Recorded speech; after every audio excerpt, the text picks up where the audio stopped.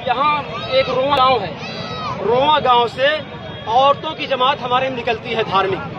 ये मजहबी प्रोग्राम करते हैं, लोगों को नमाज और गुस्ल वुज़ू के फराइज़ सिखाते हैं, सबको इंसान बनाते हैं कि सब लोग मिलकर के एक रहो, इंसान बनो।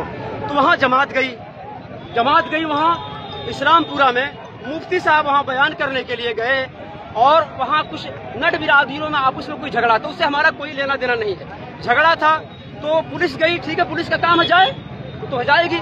पुलिस गई वहाँ महिलाओं को लाठी चलाई, ये हम पे आपत्ति है कि अगर कुछ हुआ तो महिलाओं पे लाठी क्यों चार्ज की गई। और जब महिलाओं पे लाठी चार्ज की गई तो वहाँ मुस्लिम औरत बेचारी गई थी जमात में, वो किसी गांव की बेचारी है, वहाँ पुलिस वाले जबरदस्ती उनके घर में घुस गए। मुफ्ती साहब ने मना किया, भाई मैं बयान करना चाह रहा हूँ, ये मेरे घर की औरत आई है, इज्जत और आबरू का मसला है, आप घर में क्यों जा रहे हैं। जो मुर्गी उसको पकड़ी है तो दूसरे गांव की औरत आई है। ये पुलिस वालों ने मुफ्ती साहब की दाढ़ी पकड़ी है और उनको गाली दी है और उनको मुफ्ती साहब को मारा है। और हमारे एक इज़हार आमक है अबरार भाई के उनको 10 लाठी मारा है और मुफ्ती साहब को मारा, उनका जो है पाँव फट गया है, 35 मारे हैं, पाँव फटा है। और उस महिला को घर के अंदर महिला का कपड़ा किया गया है और महिला का निकाब खींचा गया है।